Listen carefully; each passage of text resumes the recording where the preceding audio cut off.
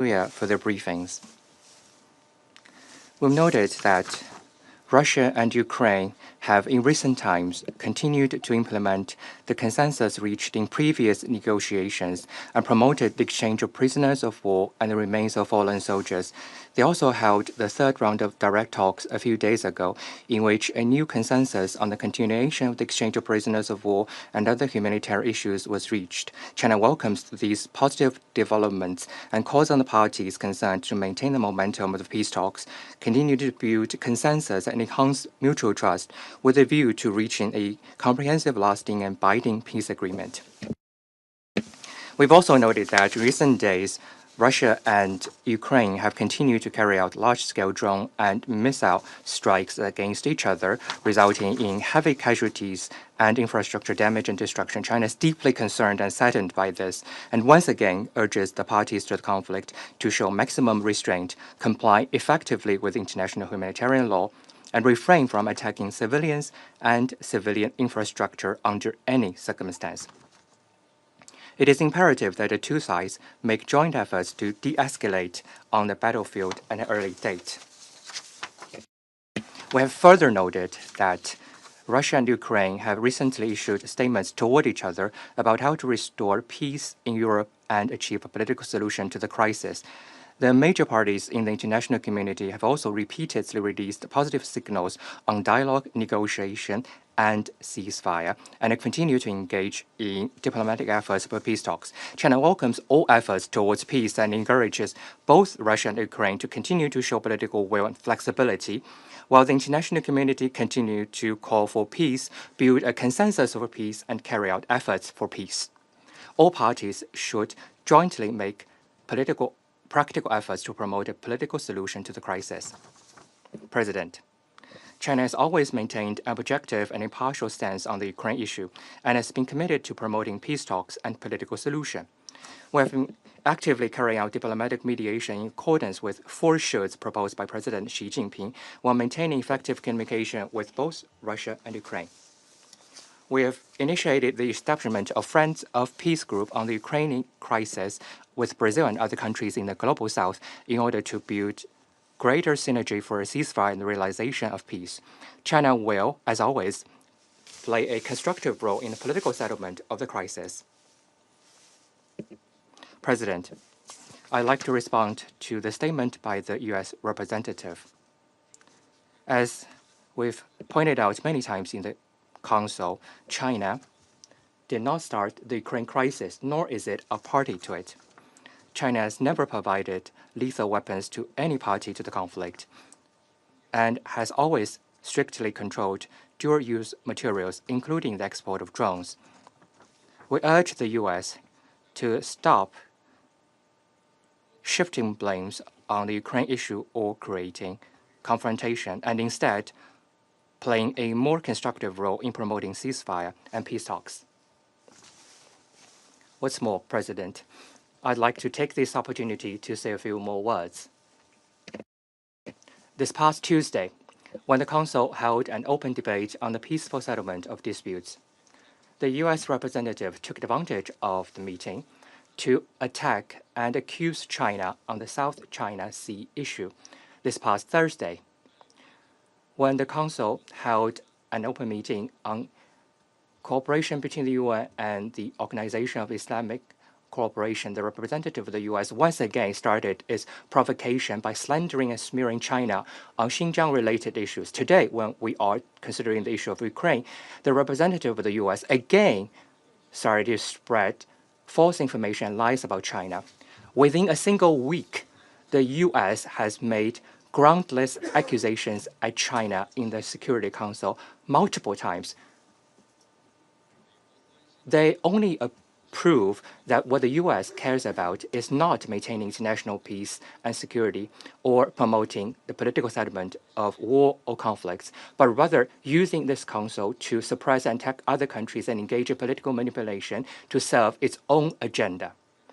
As a permanent member of the council, the U.S. should be ashamed and disgraced by its own words and deeds. We urge the U.S. to change course at an early date and engage constructively in the work of the Council. Thank you, President. I thank the representative of China for the statement. I now give the floor to the representative of the Russian Federation. Thank you, President. To be frank, when we heard about this meeting on Ukraine being requested by our Western colleagues, there was a fleeting thought in our minds. We thought that the reason for this was the fact that at the start of July, we received a poignant letter from a group of Ukrainian political prisoners addressed to the Security Council President.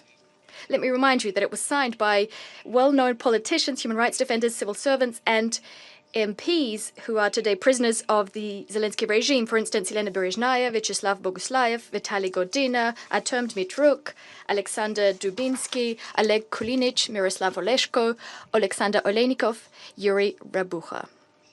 You all had an opportunity to read that letter and to see for yourself that the number of political prisoners in Ukraine runs into the thousands.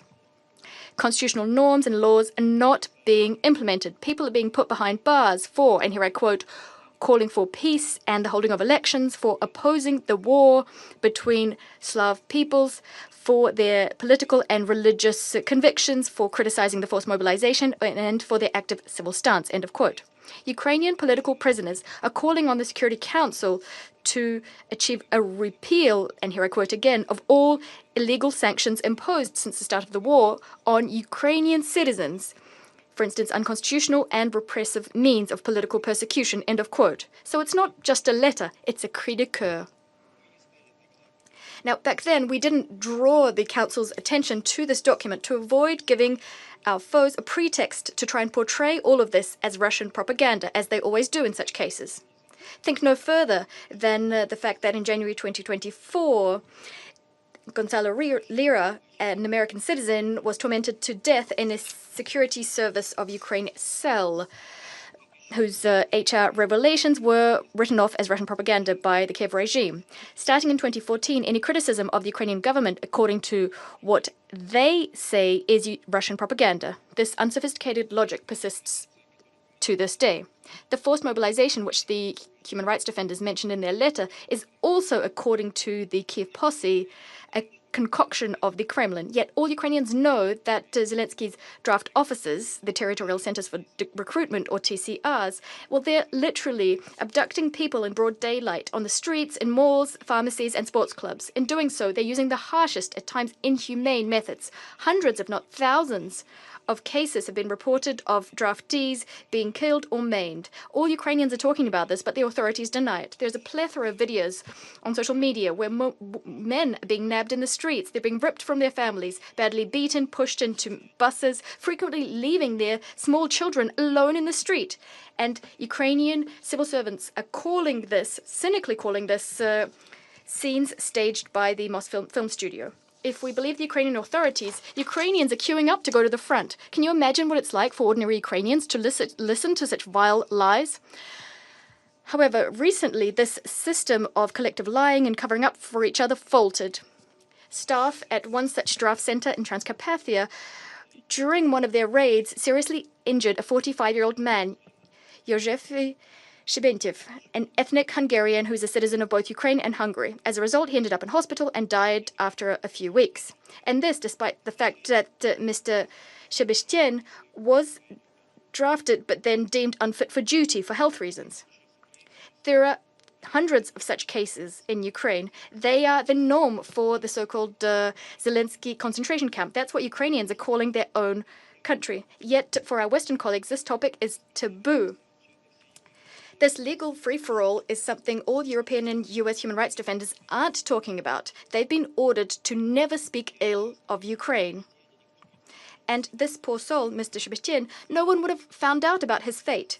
But, unfortunately for Zelensky and his sponsors, he turned out to be a Hungarian. Thus, the Ministry of Foreign Affairs of Hungary protested decisively against the killing of their citizen and demanded official explanations. In response, the Ukrainians said that supposedly the draftee had attempted to flee and then died in hospital of natural causes. Of course, the Ukrainian side, just like in many other cases, despite the obvious facts, refused to bear any responsibility for the man's demise. These lies, of course, did not satisfy Budapest, and the scandal rages on. President, It's a good thing we have Hungary, which takes a principled stance. Hungary does not want to, in contrast to the overwhelming majority of other EU countries, does not want to turn a blind eye to the dictatorship in Ukraine, but who will defend the other unfortunate souls who have been forcibly mobilized. Those who the regime, steeped in lies, led by the Kiev princeling, those who are being thrown into the meat grinder to further Western geopolitical interests. For instance, there's an elderly woman from the city of Myriv in Kharkiv region. Recently, she tried to stop the draft office from taking away her son. She clung on for her life to the minibus full of conscripts, preventing it from leaving. But draft officers pushed her harshly, and as a result, she was unconscious, lying in the middle of the road. Images of this abuse caused outrage across Ukraine. Try to guess what Zelensky's accomplices said in response. You're right, this was all characterized as Russian propaganda. Ukrainians are now used to the fact that getting justice and punishment for all those violating all legal norms, including the Constitution, is impossible. In those rare cases where criminal cases are initiated against draft office staff because they're abusing authority, the State Bureau of Investigations, which conducts pre-trial investigations, in that case, that investigations office does not find any crimes. They say no crime has been committed. What are ordinary people left to do, those who don't want to go and fight? Increasingly, we're seeing them blocking roads, blocking settlements, and not letting draft officers, who they deem cannibals, to enter their towns and cities. Ukrainians absolutely hate staff of these draft officers who are known as politsai in common parlance, the term used for fascist punishers during the occupation of Ukraine. Hate and despair of Ukrainians has reached such a point that they're publishing and sending to the Russians the military coordinates of draft officers and celebrating when we strike them. This is what the former comedian, a self-styled dictator of all Ukraine, has achieved. President, when preparing for today's meeting, we were expecting that Western cheerleaders of Ukraine will at last say that the persecution of canonical Orthodox Christians in Ukraine has reached such a high point. This, given the fact that on the 2nd of July, the Ukrainian president issued a decree stripping the primate of the Ukrainian Orthodox Church, Metropolitan Onufry, from stripping him of his Ukrainian citizenship on the basis that he supposedly has Russian citizenship, according to the Security Service of Ukraine, using pseudo-evidence. He denies this, but he's also being accused of, and here I quote, maintaining links with the Moscow Patriarchate and knowingly acting against the canonical independence of the Ukrainian Church from the Moscow Patriarchate, representatives of which are openly supporting the Russian aggression against Ukraine, end of quote. And this is happening in a country where the freedom of religion and the separation of church and state are enshrined in the Constitution. The medieval Inquisition could have learned a lot from the Zelensky regime when it comes to persecuting dissent and witch hunts. As for our Western colleagues, they're averting their eyes in shame when we point out that these are the kinds of authorities they've given rise to in Ukraine. And today they said absolutely nothing, not a word about this outrageous situation I just mentioned. Something else our Western colleagues are silent on is another part of this witch hunt, which the Kiev princeling is engaged in of late. Having found out that anti-corruption structures independent from the president have prepared compromising material and criminal cases against Zelensky and his inner circle, he used his pocket parliament to ensure that this body now reports to the Prosecutor General's office, who answers to him, the president.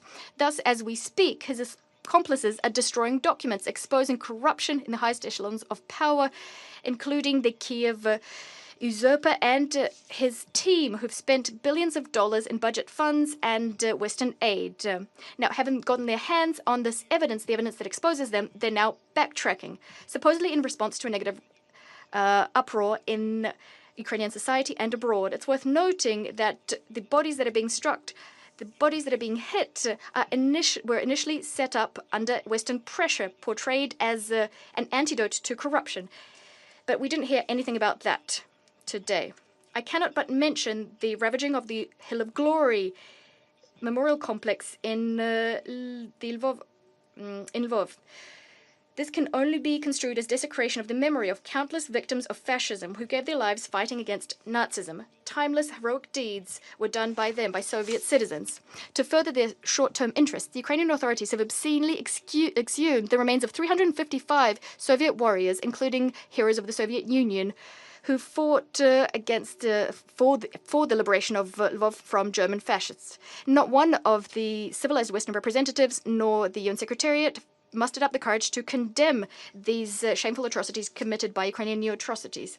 And this despite the fact that every year in the General Assembly we adopt a resolution on combating the glorification of Nazism, neo-Nazism and other practices that contribute to the fueling of contemporary racism, racial discrimination, xenophobia and related intolerance, emphasizing that it's unacceptable to destroy memorials and monuments commemorating the heroism of those who fought against Nazism in World War II and the illegal exhumation and transfer of their remains.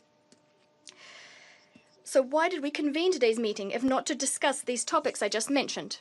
Well, it was convened to artificially maintain the Ukrainian file afloat at the Security Council, especially against the backdrop of the ongoing slaughter and humanitarian catastrophe in Gaza, on which our Western colleagues are much less eloquent.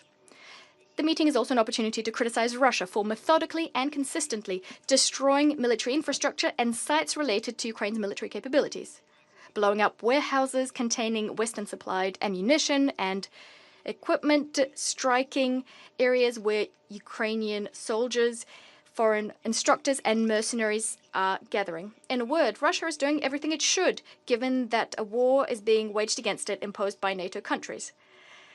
Does this ritualistic, propaganda-laden paradigm deserve a Security Council being convened? Don't waste your time. Don't waste ours. We destroyed, are destroying, and will continue to destroy the military infrastructure of the Kiev regime as part of our demilitarization of Ukraine, which is one of the objectives of our special military operation. We do not strike civilian objects. These objects are being affected solely due to the activities of the Ukrainian anti-missile defenses stationed in the residential areas of cities in violation of international humanitarian law norms. Ordinary Ukrainians know this full well. They're afraid not of Russian strikes, but of the actions of their own soldiers. They also know that we're not fighting them, we're fighting against the Kiev regime, which has sacrificed its country, together with all Ukrainians, in the name of the West's anti-Russia project. The more you deliver military supplies to Kiev, the more we will strike. It's not our choice. We've been consistently proposing the resolution of the Ukrainian crisis through diplomacy for a long time now. But you won't agree to that. For now, you're ready to continue fighting Russia using Ukraine's hands, and the fact that there are fewer Ukrainians around does not concern you. That's why you're stubbornly trying not to notice the fact that the regime in Kiev, which is completely corrupt, it's trying to save the skins of Zelensky and his posse, putting the future of Ukraine in question.